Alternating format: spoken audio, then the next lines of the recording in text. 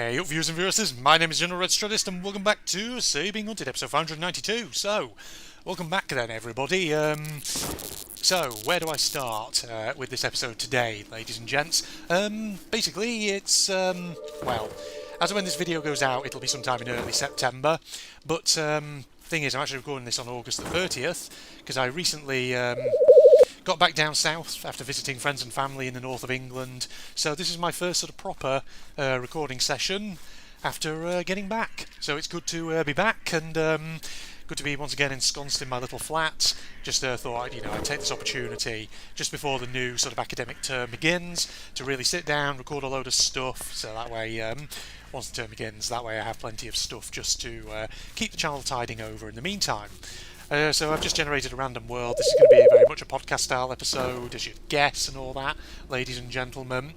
And I think the main thing actually that I wanted to mention in this episode is, of course, that, well, I mean, as you're all aware by the number of episodes this is, we're not far off episode 600. So we're on the countdown now to the big 600, which is going to be pretty crazy. My God, that's 3 friggin' device pieces that have all spawned in the same location as one another. You see them over there, those smoke columns? It's pretty crazy, isn't it? Alright, well, we could quickly clear them out, if they're not too big, that is. But yeah, what was I saying? So, with episode 600 approaching, of course, people will probably be thinking, Red, are you going to be doing anything special to mark the occasion? And, me and Phil have mentioned from time to time that we would like to, and we've sort of floated maybe the idea of doing something a bit different than just the sort of bog standard Q&A and all that. But having said that, we're not really sure. Well, or should I say, we weren't really sure what we'd do instead of a Q&A. But the thing is, since Connor has now been joining us for the odd episode and all that, so we've been having sort of, not just Phil joining me, but also him, we decided, actually, you know what, maybe actually we will do a Q&A for episode 600. So that's what we're thinking of doing, and we're thinking that instead of it just being me and Phil, we could well bring Connor in as well to have a third voice. And so in that case, yeah, that's what we're going to do for episode 600, ladies and gentlemen, for Sir Being Hunted. We will have a 600th episode Q&A, and hopefully it will be a 3-way Q&A, myself, Phil, and, time permitting, Connor himself. So feel free to start leaving questions, ladies and gentlemen, on this video. Just be sure to specify, if you do, that you have questions for the Q&A, so I don't accidentally answer them by mistake in the comments. That way, basically, I know to save it for episode 600. So just, in essence, just put something in your comments, something like, here are some Q&A questions or something like that, just so I recognise that it's for episode 600, and I'll copy paste and print screen and keep a record of all questions that are given to me. And then hopefully, we'll have plenty of material there for a good recording session with myself, Phil and Connor. So that's the plan. What I'll probably also do is I'll probably also post a community update on the channel, basically saying the same thing, that we're going to do a Q&A. We're hoping to get Phil and Connor involved, so feel free to start leaving questions. So yeah, over the coming episodes up to episode 600, I will of course be kind of pushing the Q&A out there so people are aware of it. I'll probably also push it in other series as well. I'll probably mention it in RTCW and other stuff too. Probably in Return, One Way Trip, and in Real RTCW. Maybe also some of the bonus content that's going out around that time too. I'll probably also push it there. So yeah, we'll do that, ladies and gentlemen, don't you worry. But in the meantime, I was also hoping to maybe just have an old chinwag about everything I did over the summer holidays, ladies and gentlemen. Since, of course, I've been back up to the north of England and all that. Thought to myself, might as well talk a little bit about what sort of things I did whilst I was back up there. So, I always tend to talk about this whenever, I've been back up north, visiting friends and family. And, it's understandable why and all that. But, we always like to sort of go out, do stuff when I'm back up north. Go sort of visit places, see some interesting stuff, do interesting stuff, etc, etc. And, of course, this year was no exception. couple of highlights, of course. As usual, did the typical Clitheroe trip, because I always go there. I always like Clitheroe. It's a nice place to visit. East Lancashire and all that. But we did a couple of other things as well, which were also quite interesting. I was going to get drawn out from that. That guy apparently didn't. He's a fucking numbhead. Unless he's going over there. Oh, we drew quite a few of them off, actually. Hold on. Just chuck that there to distract them. Ah, God. Okay, it's a big fucking thing, this is. Gonna make space for it. Put it down here, maybe. Take. There we go. Do you reckon I can get the third one as well? I doubt it, but we'll see. So yeah, other stuff that I was able to do with family over the old... oh, god dang it, that's a big one. We're not going to be able to carry that. We'll come back for it. Other stuff I was actually able to do, had the opportunity, was me and the family, we went up to Grange-over-Sands, which is on the edge of Morecambe Bay, sort of north of Heysham, which is... it's only a small little town, there's not a lot there. There's a couple of cafes, but it's picturesque, and it was nice to go to and visit and see what it was all like. So we did that. We basically, what we did was we went into Lancaster. We got the train from Lancaster train station around the edge of Morecambe Bay to Grange-over-Sands. Then we just went for a little walk. Then went to a nice little cafe, had a little drink, and yeah, it was pretty nice. It was pretty good overall. Lovely stuff. The only thing is, whilst you do get splendid views over Heysham Bay, sorry, not Heysham Bay, Morecambe Bay, the only issue with that, though, is just that you can always see Heysham Nuclear Power Station in the distance.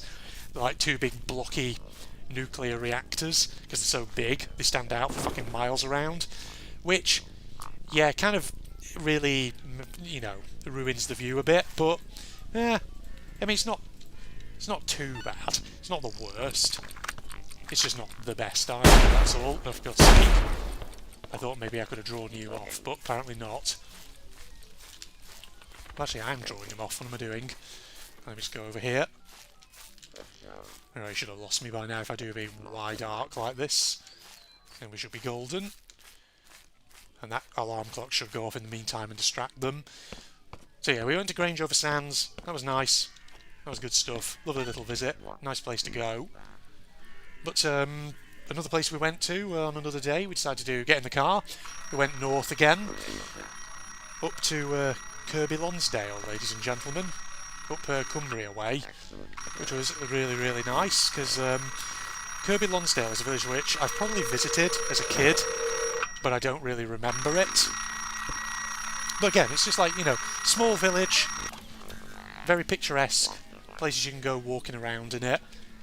There are pubs where you can get a drink, cafe pubs, I should say. So that's pretty much what we did. We went up there, went for a little walk around, settled down in a pub, had a coffee, went for another little walk around. They had an open air market, so we had a look around that. It was very nice. So that was a nice little trip out as well. So really, those are the two sort of main highlights of what I did with family while I was visiting back up north and all that. But then I went to visit Phil, and we actually went out for a big Indian meal at a Indian restaurant not far from where he lives. And that was quite good as well. I mean, Phil raved about it because he had salmon tikka. Because I think like every Indian restaurant he's ever been to, none of them ever do salmon. And he fucking loves salmon. Phil loves his seafood. Let me put it that way. He can't get enough of it. Whether it's shellfish or fish, he just can't get enough of that stuff. And I think he has a right hankering for salmon at the moment. So combine that with Indian food, salmon tikka, pretty nice. So me and him will probably go out to that Indian restaurant again. It was pretty good. But we did learn one lesson though. If you're going to order the poppadoms with it, you don't need to order many. You only need to order about 2. Because we ordered 4 of them. But the problem is they were huge. They were like dinner plate sized poppadoms. But they were nice though. They came with some lovely sauces, so like a mint sauce, mint sort of raita, I think would be the term for it, and then like a mango chutney, or was it like a green chutney? It was more like a green sort of chutney. And there was also like this red sauce it came with as well, which was like really sweet and really lovely, and I really liked it. So that was good too. I'll have to actually, I can't remember what exact sauce it was, the red one, but all I remember is it was very sweet, very tasty, very delicious. So what I'll probably do is I'll have to...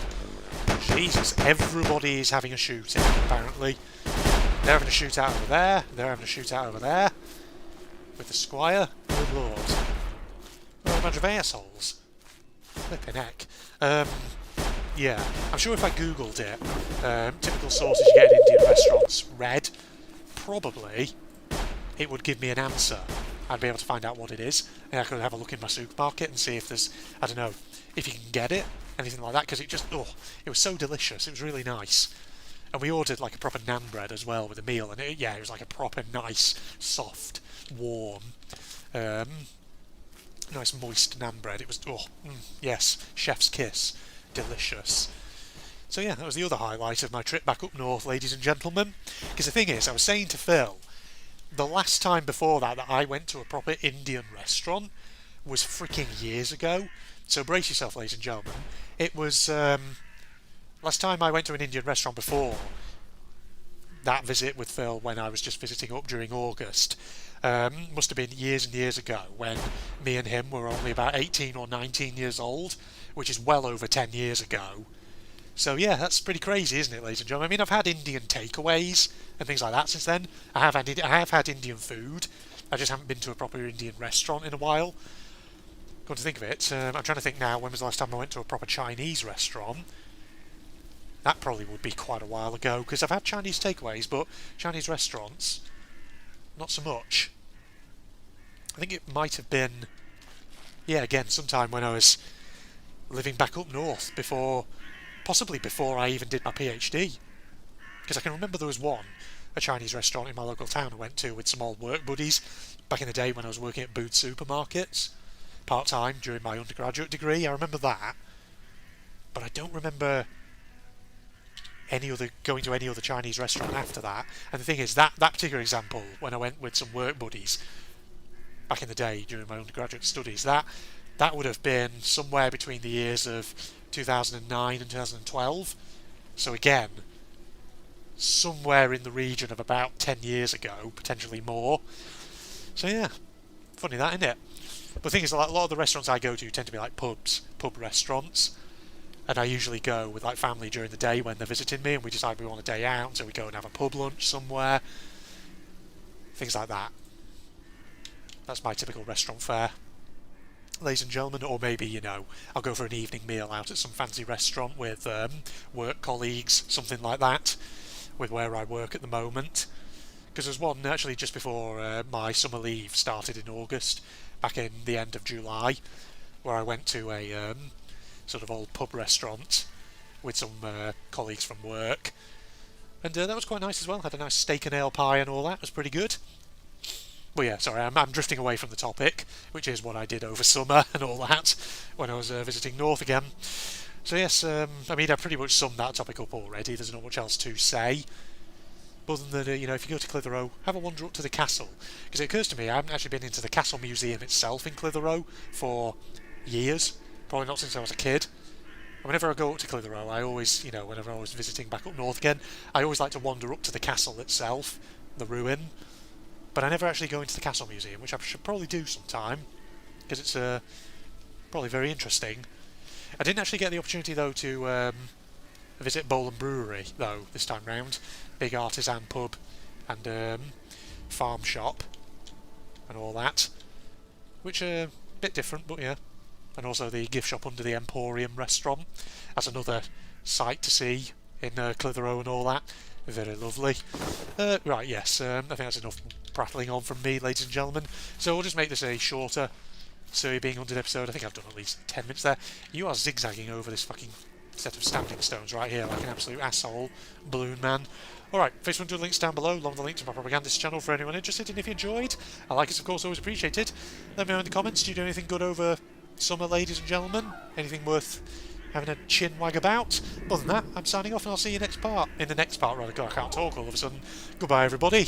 Holy crap. Okay, I immediately see why people requested I play this one. See, you've got like custom treasure, like bells. Holy crap, the amount of modding that must have gone into this one. Dang it, why did I not do this one over Christmas? I should. Okay, you've been slightly customised to wear white clothes instead of the normal coloured clothing. Oh, it's the bears. And they're covered in snow. I see. Okay, automatically, I like it. Come on, get out of it. So I'm guessing this is using level 7 as a base. By the looks of it. Oh, they got candy canes. Piece of treasure now. Which is pretty impressive, isn't it? Can you move, please? There we go. Shit. Yeah. Don't want to get him too close up now, do we? Oh, can I go up there?